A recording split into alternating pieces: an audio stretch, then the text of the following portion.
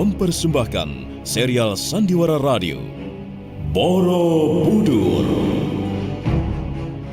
Di tanah Jawa, saat kerajaan Mataram kokoh berdiri, setindak demi setindak, perlahan namun pasti, berdiri dengan megah sebuah bangunan suci, Borobudur.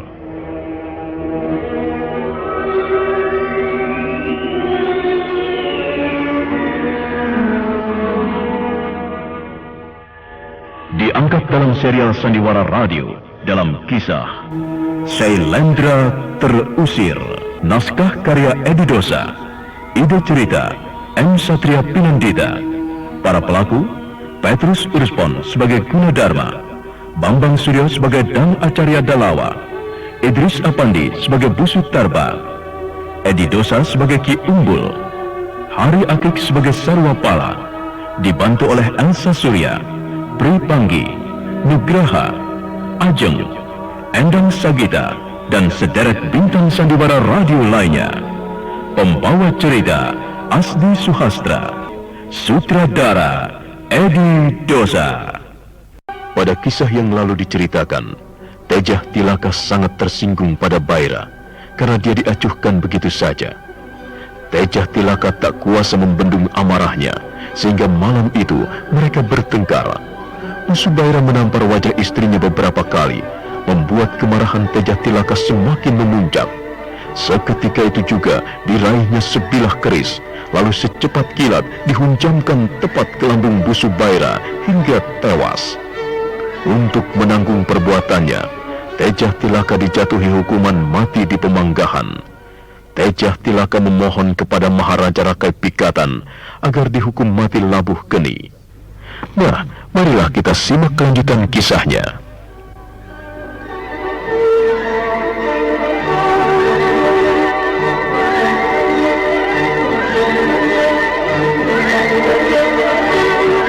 Pembunuhan terhadap bawahanku ini telah membuka mata batinku, bahwa ternyata banyak sekali di antara kita yang saat ini sedang terjangkit penyakit serakah dan gila kekuasaan.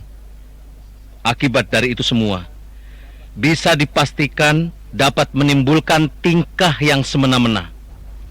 Cara apapun akan ditempuh demi kepentingan dirinya sendiri. Sebagai Maharaja, maka saya bisa meluluskan permohonan wanita itu untuk melakukan Labuh Geni sebagai ganti hukuman mati di Pemanggahan.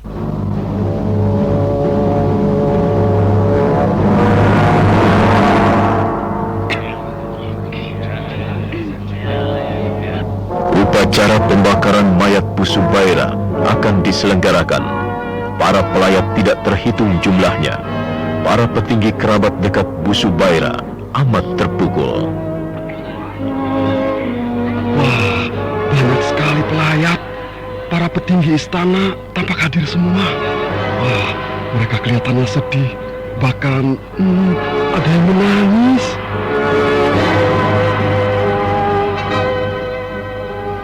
Kayu pembakar yang ditata seperti tempat tidur menjadi pembaringan jenazah Bu Subaira dengan bunga beraneka warna. Seorang pedanda dibantu oleh beberapa orang pemangku tengah membacakan mantra sambil memercikan tirta untuk mengantar sang roh ke alam keabadian. Kamu sudah siap, Tejah? Iya. Sebentar lagi kayu akan dibakar dan menyala, membakar tubuh suamimu. Iya. Oh, Tilaka anakku. Kenapa jadi begini? Hah? Kenapa tiba-tiba anakku dan mataku silau menatap anakku dengan pakaian putih itu? Inikah pertanda bahwa aku akan berpisah dengannya? Hah? Aku tidak kuasa. Aku tidak kuat. Api menyala membakar jenazah.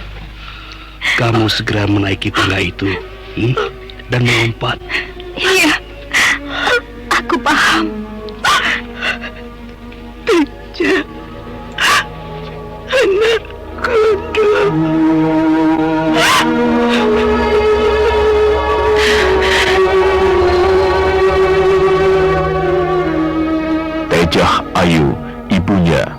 tulus membelai lembut rambut Tejah Tilaka.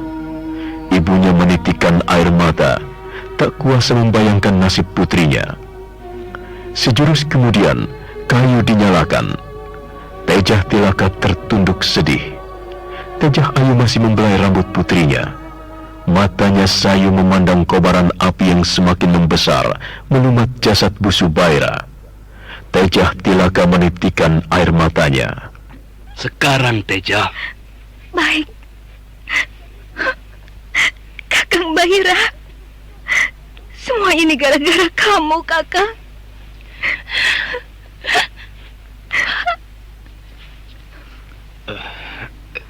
Tejah Ayu, istriku.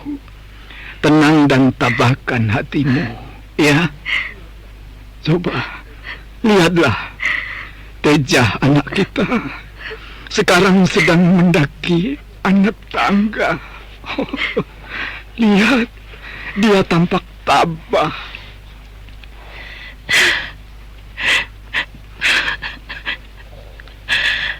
Anak kita, Pak. Iya. Iya.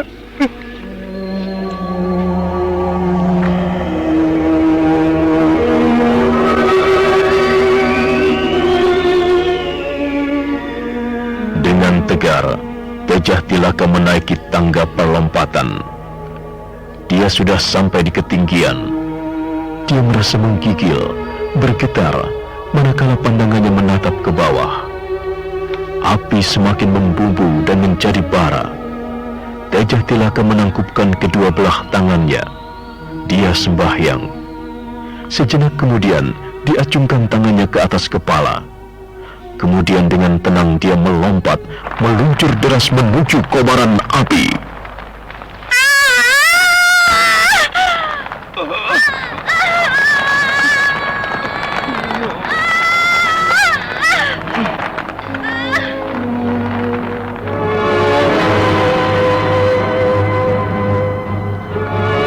Bunga api memercik, bertemprasan, manakala tubuh Tejah Tilaka menimpanya. Warpatih ayahnya tak kuasa menyaksikan anaknya tersiksa di mangsa api. Laki-laki paruh baya itu menangis sesenggukan, sementara Tejah Ayu ibunya jatuh pingsan di dekapan Warpatih suaminya.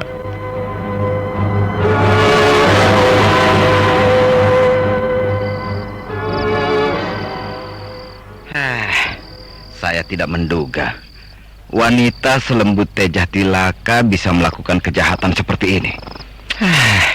Saya sangat kenal dengan sifatnya. Menurut saya, dia bahkan tidak akan tega membunuh seekor cicak sekalipun. Ya, mungkin dia sangat tertekan. Memang, akhir-akhir ini Bu Subaira setauku sering bersenang-senang dengan perempuan lain. Tetapi, memang, wanita yang terakhir menjadi simpanannya sungguh sangat cantik. Bahkan Baira pernah mengatakan pada saya, baru kali ini dia menemukan seorang wanita yang luar biasa. Wanita yang satu ini amat open dan telaten ketika berdua dengan Baira. Dia merasa perempuan inilah yang hanya bisa memperhatikannya. Jadi itu rupanya yang menyebabkan dia akhir-akhir ini jarang pulang ke rumahnya. Kalau begitu, mungkin karena inilah Tejah Tilaka menaruh dendam pada Baira. Ya. Siapa wanita itu? Dia adalah putri pendekar Jabung Madu dari Jalugunung, Hurian. Dulu boponya pernah disewa oleh Bu Subaira untuk membunuh Sarwapala dan Udiani putrinya. Tapi ternyata gagal.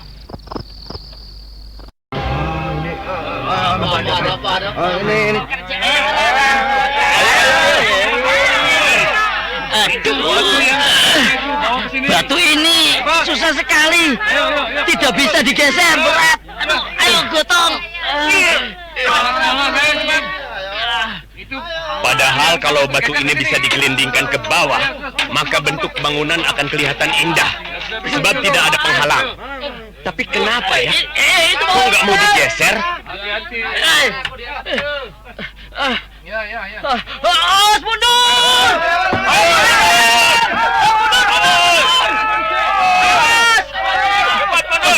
Wah, bahaya ini. Hei, cepat laporkan pada Gunadarma atau Dang Acarya. Batu ini seperti ada isinya. Getarannya keras sekali. Cepat, Bang. Seperti ada gempa. Wah, ya sudah, cepat laporkan. Ayo, salah satunya ke sana. Hei! Jangan diteruskan. Tunggu dulu. Bahaya. Jangan diteruskan. Tunggu Gunadarma.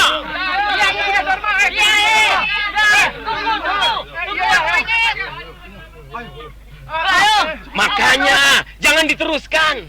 Aduh, getarannya semakin keras.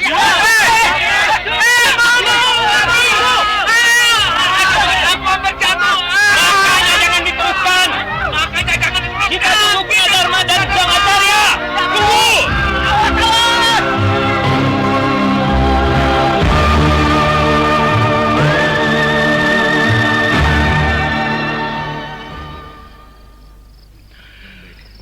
Jabung Madu. Bukankah dia adalah seorang pendekar dari Wangsa Selendra? Iya, benar Kakang. Apakah Kakang mencurigai dia? Segalanya bisa saja terjadi, Tarba. Yang menjadi pertanyaanku adalah, kenapa wanita itu baru mendekati Baira? Padahal Jabung Madu disewa Baira bukankah sudah cukup lama? Iya. Betul. Iya, betul juga, Kang.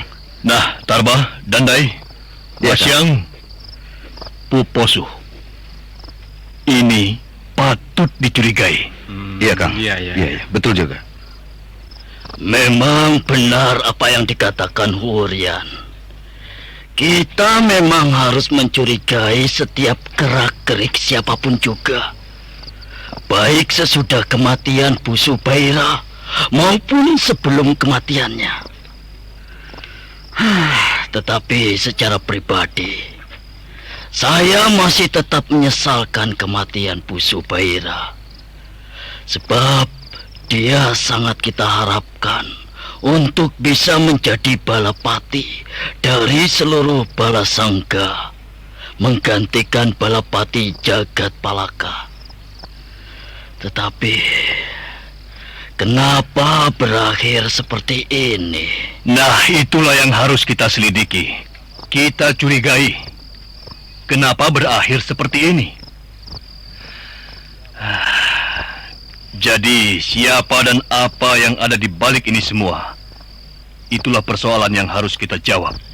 Iya, benar Kakang. Pendapat Dapunta Masyang memang benar. Keahlian Busu Baira dalam Sandi Yuda sangat cemerlang.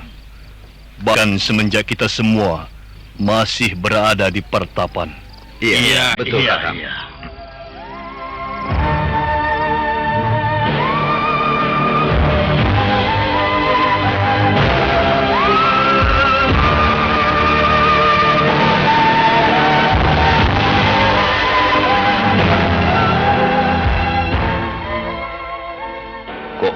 Ini aneh. Mengapa batu yang kelihatannya biasa, tapi bisa bergerak? Bahkan tadi mampu membuat getaran seperti lindu. Ini pasti ada apa-apanya ini. Lah sebab kalau tidak ya mana mungkin bisa bergerak-gerak sendiri seperti ini. Ya, tentu saja. Begini, Guna. Iya. Sebaiknya pekerjaan kita ini kita hentikan dulu. Batu ini pasti ada yang menjaga. Jadi, demi keselamatan dan lancarnya pembangunan Kamulan di candi ini, ya baik di masa mendatang atau hari ini, maka sebaiknya dihentikan dulu untuk sementara. Iya, Guru. Kita panggilkan biksu atau pedanda. Bagaimanapun juga, kita harus berusaha agar batu ini bisa dipindah. Sebab kalau tidak, kurang elok dipandang jika batu ini tetap dibiarkan menonjol di halaman atau di pelataran Kamulan ini, Guru. Nah, anak-anak, Ya. untuk sementara tunda dulu pekerjaan kalian ini. Tunda. Kami akan memanggilkan perdana dan biksu untuk melakukan upacara. Maksudnya begini, supaya kita semua aman tanpa gangguan di dalam mengerjakan kamulan suci. Iya, betul. Dan kebetulan ya, Setuju. dengar, kebetulan juga saat ini Dengarkan dulu. sudah senja. Ya, matahari pun sudah Tenggelam. tuh letih ya menerangi alam. Ya, dia juga ingin istirahat kan? Ayo kita dulu. Ayo. Jadi maksudnya kita semua istirahat. Iya, istirahat. Masa kerja terus. Iya. Kalau begitu istirahat saja dulu, besok lagi kita kerja ya. Betulan. Kita sudah letih. Ayo. Bubar. Ya, bubar, kita istirahat.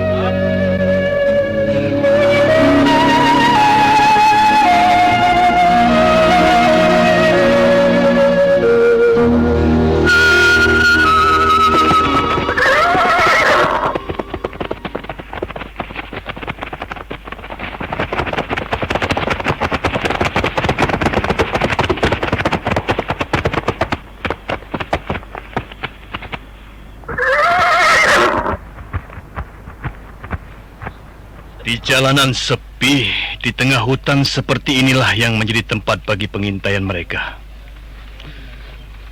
Orang-orang Mataram selalu mengintai gerak-gerik kita. Mereka ketakutan pada Pangeran Balaputra Dewa. Ya, biar mereka tahu, jangan menganggap enteng lawan. Itulah sebabnya kita harus selalu mengadakan penjagaan, pengintaian dan tindakan. Seperti kemarin, kita menyergap habis pasukan Mataram di pinggir jurang sebelah barat. Iya. Coba kalau kita lengah. Wah, itu berbahaya. Iya, betul. Itu tidak boleh terjadi. Benar, sebab kalau mereka berhasil masuk menyusup, wah, kita semua kacau balau. Iya, sebab kalau musuh berhasil masuk, Iya? maka mereka sudah merencanakan bagaimana caranya bisa menghancurkan Iwung. Benar. Itulah benar. sebabnya jika ada orang-orang Mataram yang tertangkap, Iya? apalagi sebagai telik sandi, mereka harus dibunuh. Benar. Seperti penyergapan kita tempo hari. Seorang berhasil lari, tetapi kemudian tidak ditemukan jejaknya. Iya. Ya, saya yakin dia sudah mati dimangsa binatang buas. Kalau yang lari itu pasti tewas di dasar jurang.